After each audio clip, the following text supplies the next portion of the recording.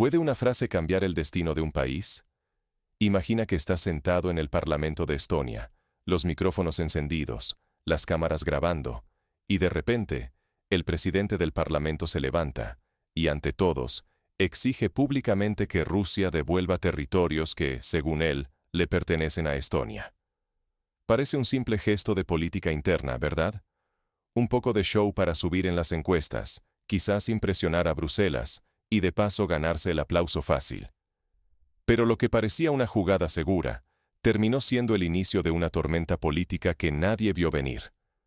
Moscú, acostumbrada a ignorar este tipo de reclamos, esta vez no solo respondió, sino que lo hizo con una contundencia que dejó a todos boquiabiertos. No hubo la típica nota diplomática ni el clásico comunicado de protesta. En vez de eso, Rusia fue directo al archivo histórico, sacando a la luz documentos que no solo desmontan la reclamación estonia, sino que ponen en jaque la propia legitimidad del Estado báltico. De repente, una frase lanzada en busca de popularidad interna desencadena una reacción en cadena. La estabilidad de Estonia, la reputación de sus líderes y hasta el equilibrio de las fronteras europeas quedan en juego. Un movimiento en falso, y lo que se jugaba era mucho más que territorio. La existencia misma de Estonia quedaba amenazada. ¿Cómo fue posible que una sola declaración provocara semejante terremoto? Para entenderlo todo, veamos paso a paso cómo se desató esta crisis. ¿Por qué Estonia decidió desafiar a Rusia ahora? Todo empieza con una escena que, en principio, parecía rutinaria. El presidente del Parlamento estonio, de pie frente a su asamblea y las cámaras, exige solemnemente a Rusia la devolución de ciertas tierras que, según Estonia, fueron anexadas ilegalmente tras el Tratado de Tartu. Aplausos en la sala, entusiasmo en Twitter, sonrisas de complicidad desde Bruselas.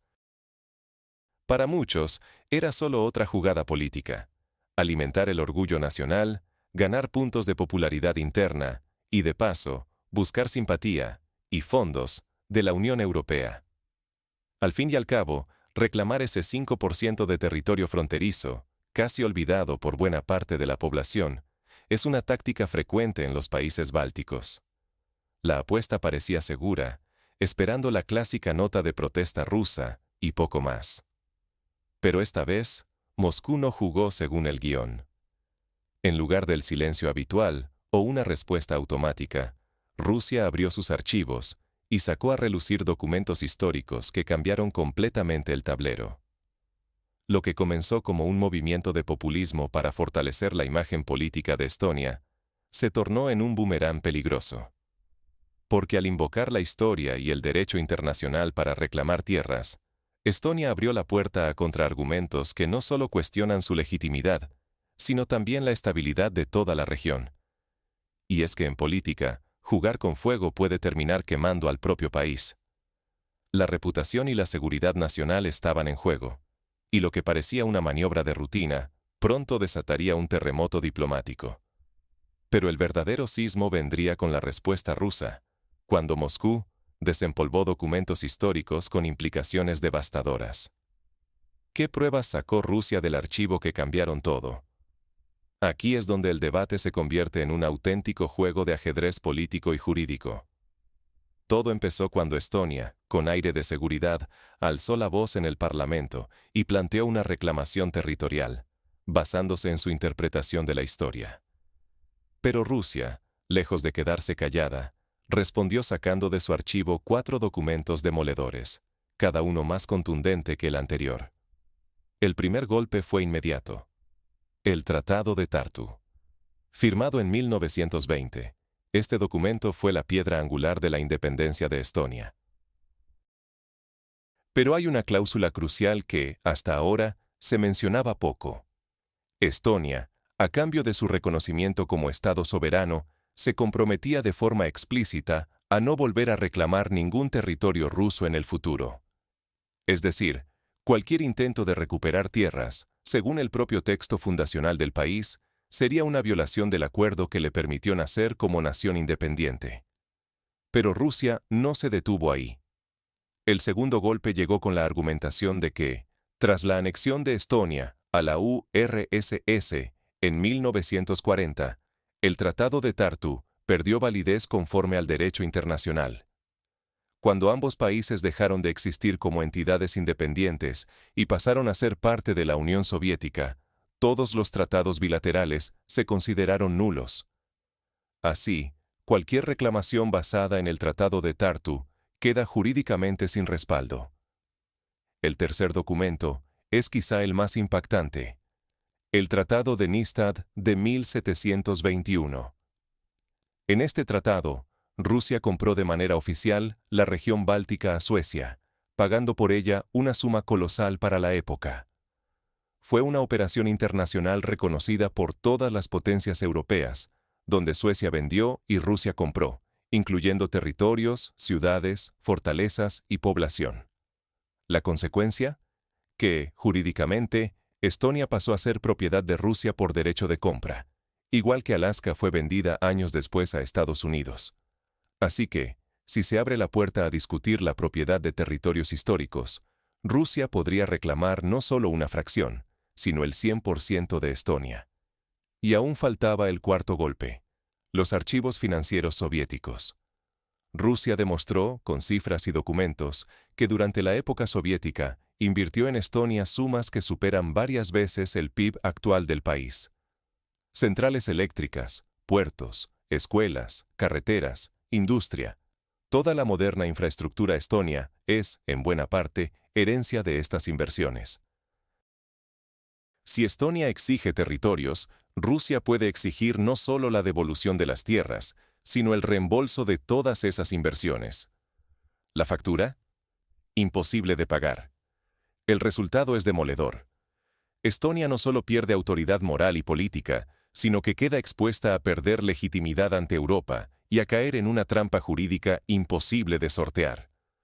Pero el verdadero peligro es que esto no termina en Tallinn. ¿Qué significa este choque de argumentos para el resto de la región y para toda Europa? ¿Pero esto va solo de Estonia? ¿O podría este caso poner en duda las fronteras de toda Europa? La reacción en Letonia y Lituania fue inmediata. Silencio absoluto y una preocupación que se podía respirar en el aire. Y es que, si Rusia se atreve a sacar documentos históricos y legales para rebatir las declaraciones estonias, todos los países bálticos quedan expuestos. Porque la historia de estas naciones no es la de pueblos milenarios con fronteras claras y eternas, sino la de territorios que han pasado de mano en mano, vendidos, conquistados, perdidos y recuperados.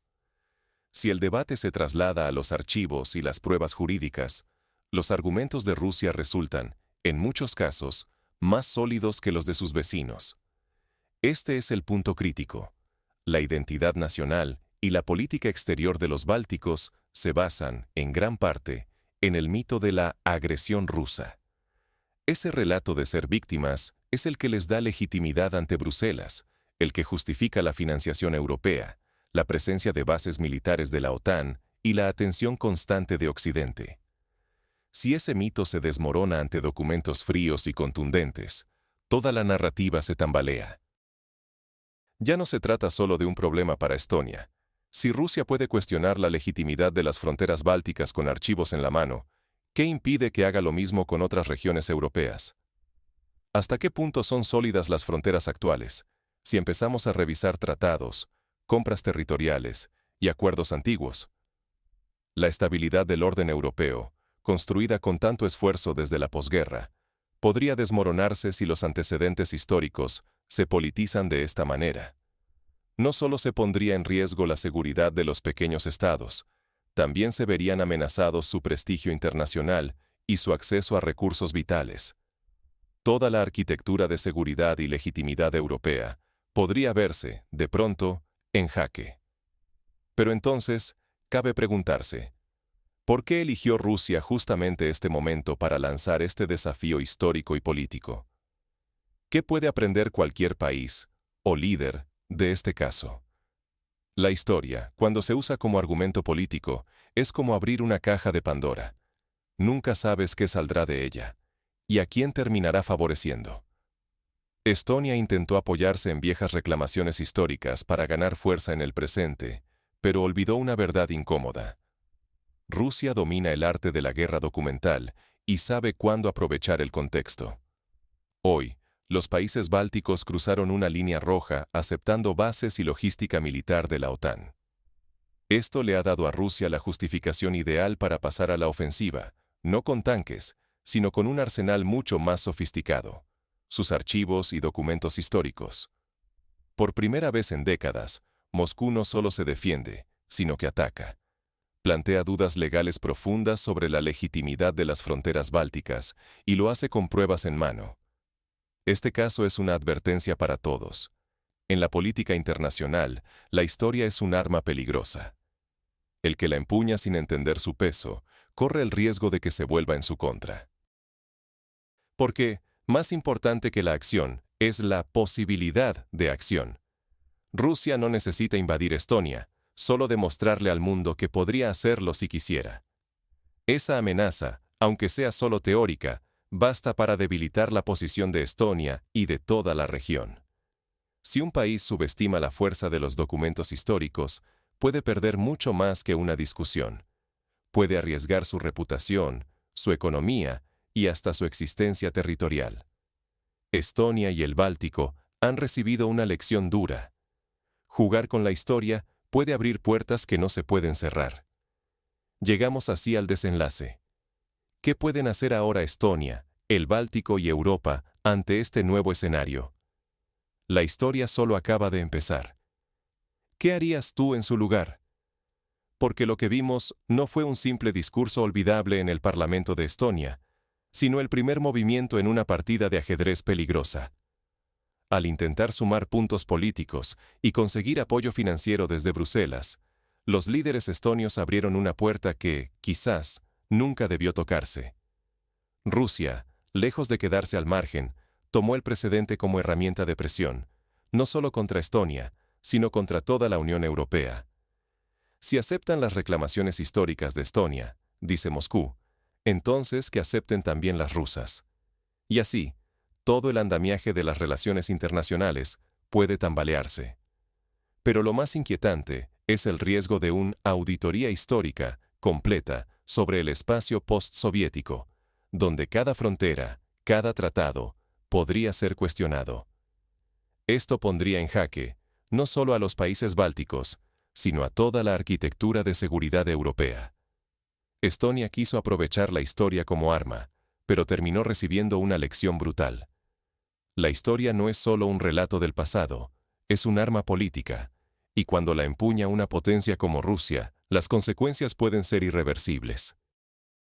El futuro de la región depende de si los líderes aprenden esta lección o persisten en un juego que puede poner en riesgo la integridad territorial, la reputación política y hasta la existencia misma de sus estados. ¿Harán una pausa para reflexionar o seguirán apostando?